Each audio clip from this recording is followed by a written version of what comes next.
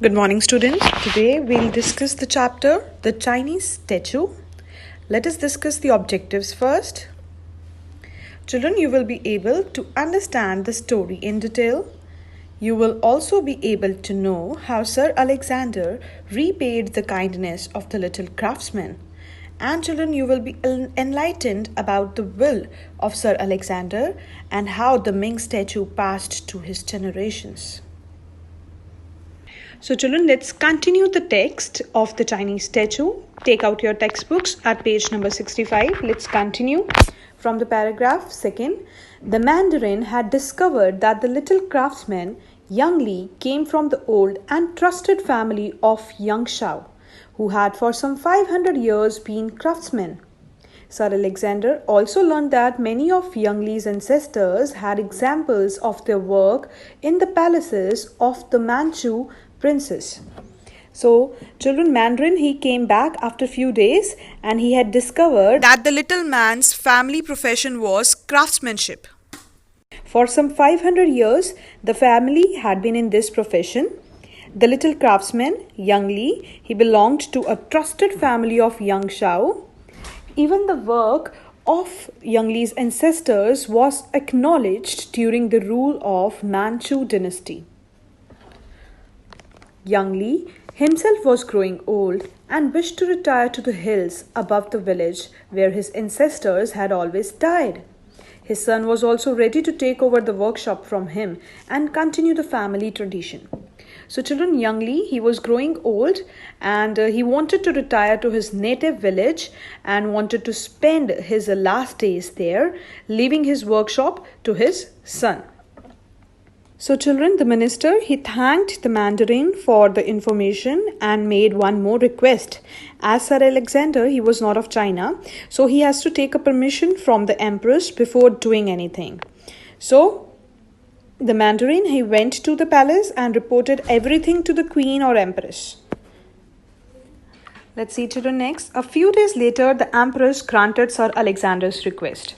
Almost a year to the day, the minister, accompanied by the Mandarin, set out again from Peking for the village Holyheart. And when Sir Alexander arrived, he immediately dismounted from his horse and entered the workshop that he remembered so well.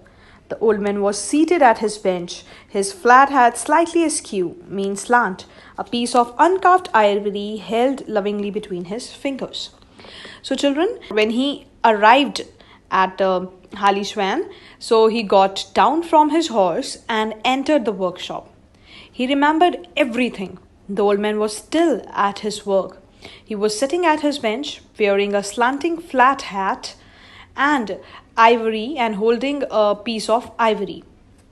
Now next is, he looked up from his work and shuffled towards the minister, not recognizing his guest immediately until he could almost touch the foreign giant. Who's the foreign giant here? Sir Alexander. Then he bowed low.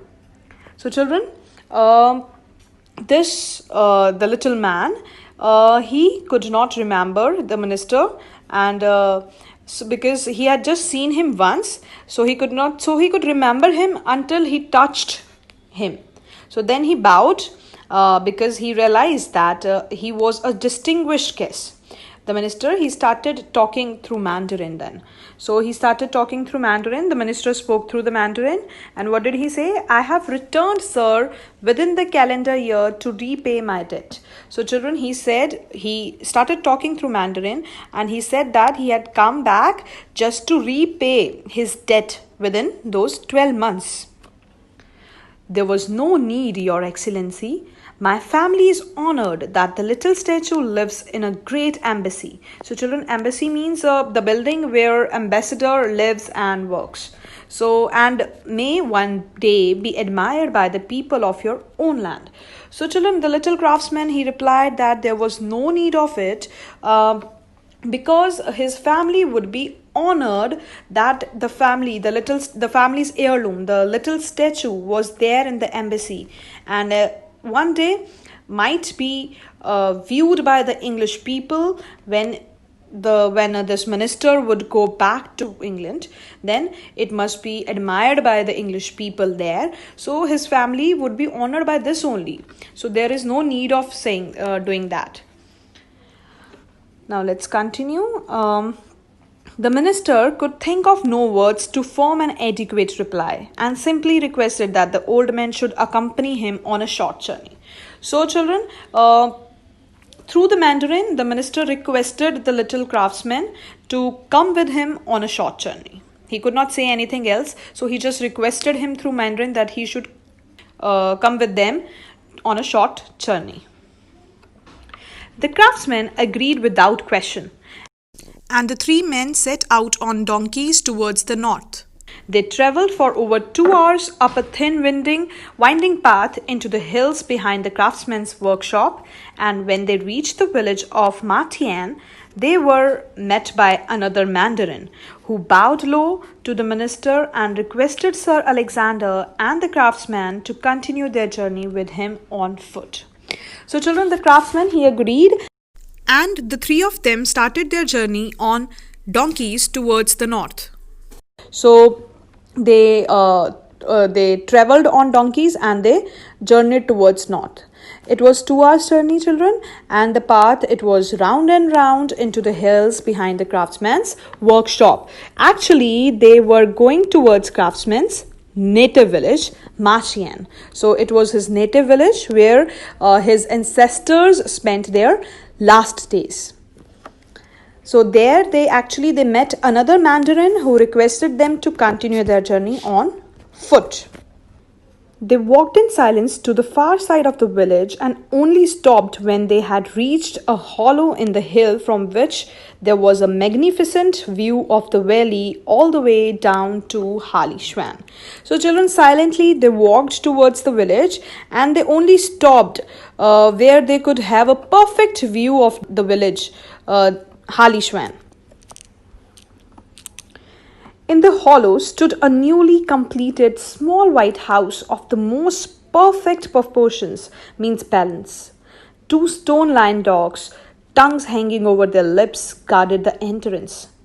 Okay, children. Now, a new white house was there for the craftsman made by Sir Alexander. He came to know from Mandarin that the craftsman was in need of the house.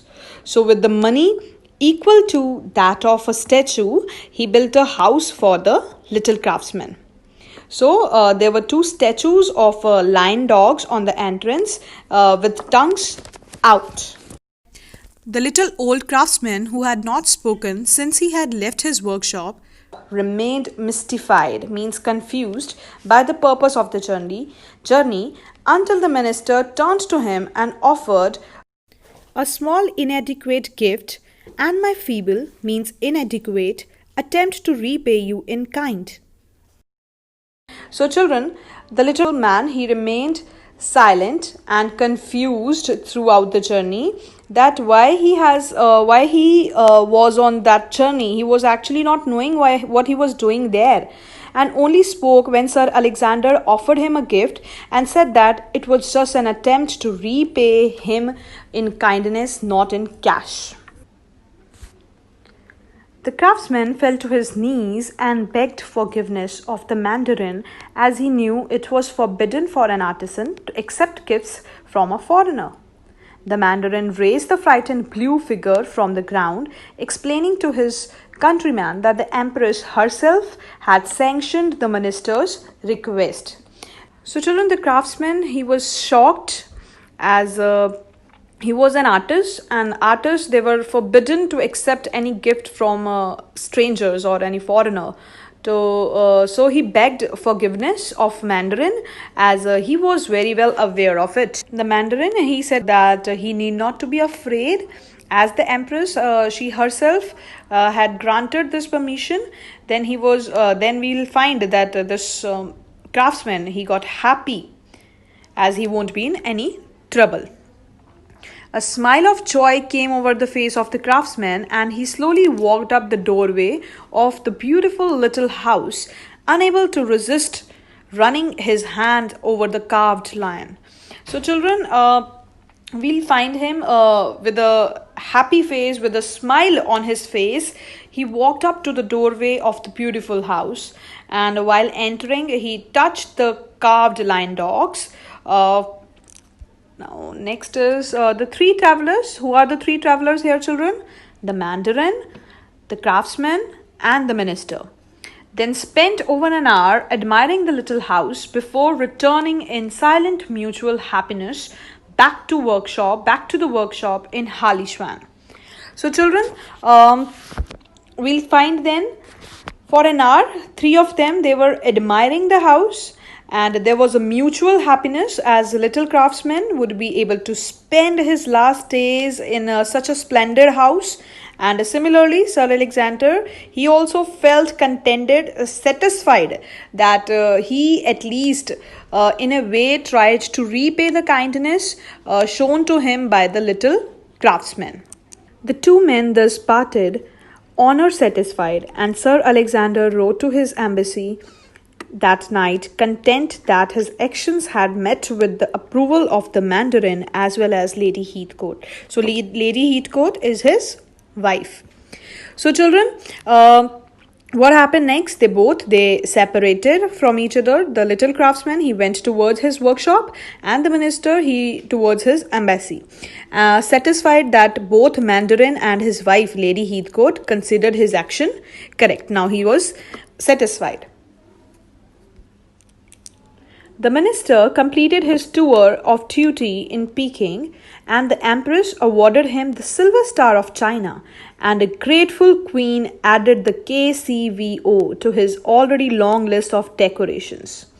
So, children, the minister, he completed his duty in Peking, and the queen of that place gave him Silver Star of China, and the queen added another award, the KCVO, to his list of so many awards. She added one more of KCVO. KCVO, Knight Commander of Royal Victorian Order. It is a personal award given by the Queen without the advice of her ministers. So, up till now, children, he had been awarded many times. So, this must be added to the list of his awards. After a few weeks back at the Foreign Office clearing the China desk, Sir Alexander retired to his native Yorkshire, the only English county whose inhabitants still hope to be born and die in the same place, not unlike the Chinese. So, children, this was his last job. So, after a few weeks, he retired, and he went back to his native place, Yorkshire. The inhabitants, means the people who lived there, to that place had belonging to their native town, and they come back after completing their job to spend their last days there, just like the Chinese people. Sir Alexander spent his final years in the home of his late father with his wife and the little Ming Emperor. The statue occupied the center of the mantelpiece in the drawing room for all to see and admire. So, children, Sir Alexander, he spent his final days in his late father's house with his wife, and the statue, the little Ming statue, it was kept at such a place that when somebody came, he could easily view and admire it.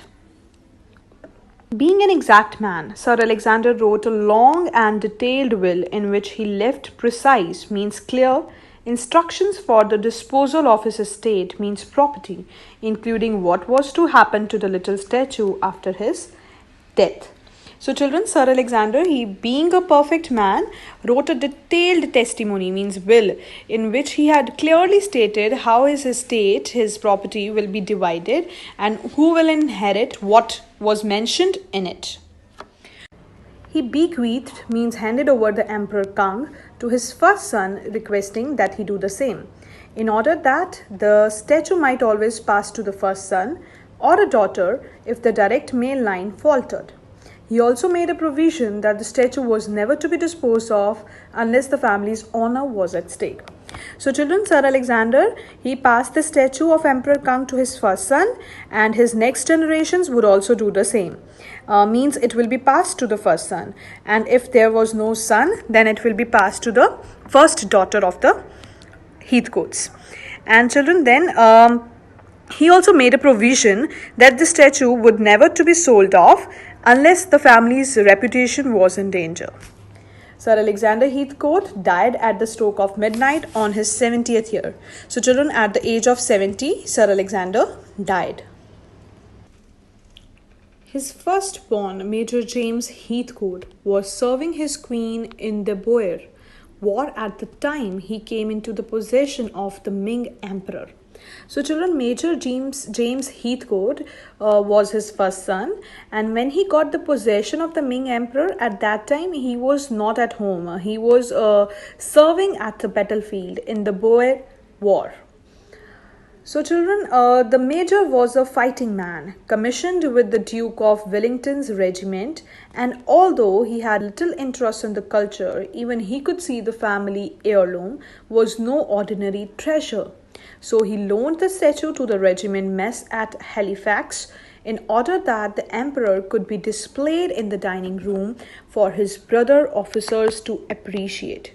So, children, even if this Major James Heathcote, he had a little knowledge and was not a person interested in the art and architecture like his father. He still could realize that the statue was not an ordinary one, and he just loaned it, or we can say he just gave temporarily to regimental mess at Halifax so that it could be displayed and admired in the dining room by his other officers, by his brother officers. Let's read next. When James Heathcote became colonel of the Dukes, the emperor stood proudly on the table alongside the trophies won at Waterloo and Sebastopol in the Crimea and Madrid. And there the Ming statue remained until the colonel's retirement to his father's house in Yorkshire, when the emperor returned once again to the drawing room mantelpiece. So, children, when James Heathcote became colonel of the Dukes, he kept the statue of the emperor on the table along with the trophies he won at Waterloo and Sebastopol in the Crimea and Madrid. These are the names of the war in the battlefield where he won so many trophies. So he kept the Ming emperor there also. The statue remained there until the colonel came back to his father's house in Yorkshire, and again the statue, he again got his place on its place in the drawing room.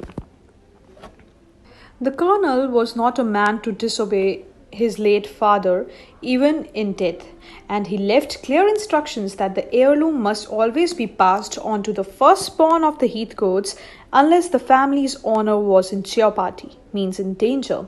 So, children, the colonel could not disobey his late father's will. So he also left clear instructions that the statue would pass to the first child of the Heathcotes unless the family's reputation was in danger. Colonel James Heathcote, MC, did not die a soldier's death. He simply fell asleep one night by the fire, the Yorkshire post on his lap. So, children, Colonel was retired, so he did not die in the battlefield. He just fell asleep one night with a newspaper on his lap, a Yorkshire newspaper, and then he just died. The colonel's firstborn, the Reverend Alexander Heathcote, was at the time presiding over a small flock in the parish.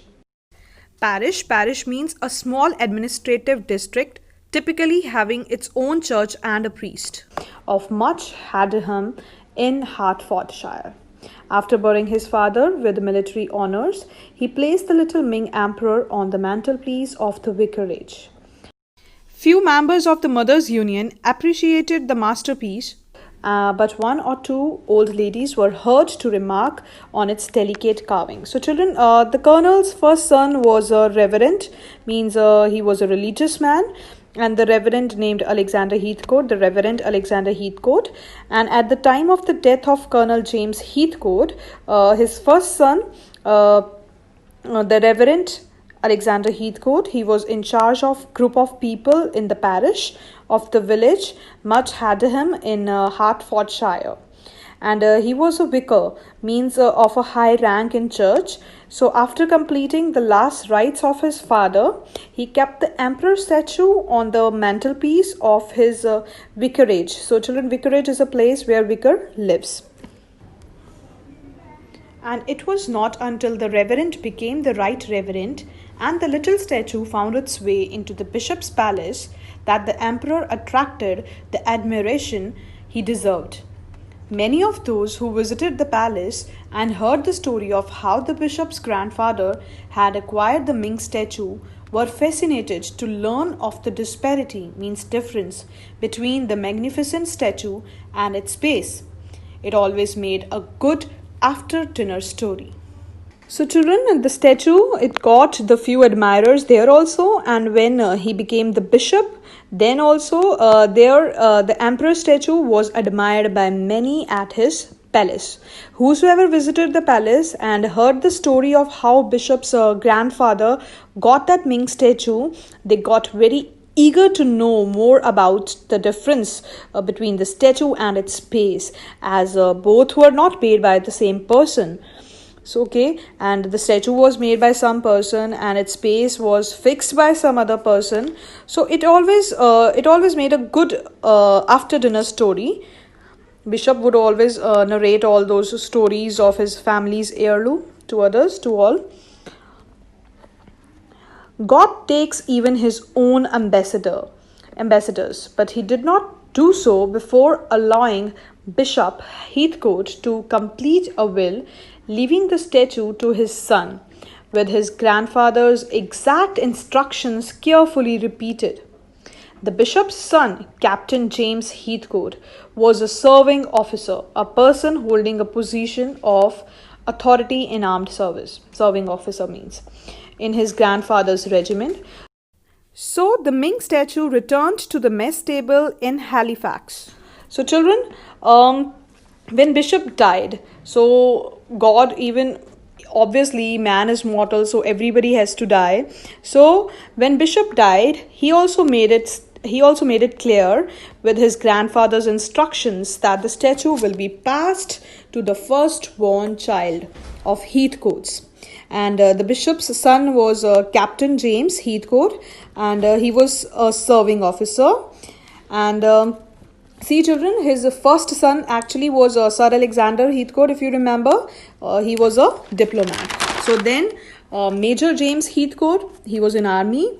Bishop Reverend Alexander Heathcote, he was a bishop.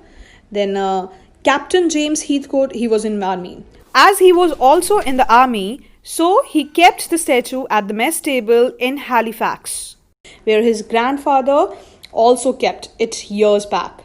So next, let's read. So during the emperor's absence, the regimental trophies had been augmented by those struck for Ypres, Daman and Warden. So children, in the absence of the emperor, the regimental trophies had been kept by those who fought for, these are the names of the battle, for the Ypres, the Marne, the Warden. These are the names of battles I have already told. The regiment was once again at war with Germany, and young Captain James Heathcote was killed on the beaches of Dunkirk and died intestate, means not made a will before one dies. So children, Captain James Heathcote, he was killed at the beaches of Dunkirk in a battle, and he died so young that he had not made any will. Thereafter, English law, the known wishes of his great-grandfather, and common sense prevailed, and the little emperor came into the possession of the captain's 2-year-old son. So children, even if no will was made, so it was obvious that the statue, which was passing from one generation to another generations, it had to be passed to the only son of Captain James Heathcote. So now the Ming statue came into the possession of the captain's 2-year-old son. So children, this was all about today's session. So this is your homework time, children. Revise what we have done today. Read it again. Thank you so much, children.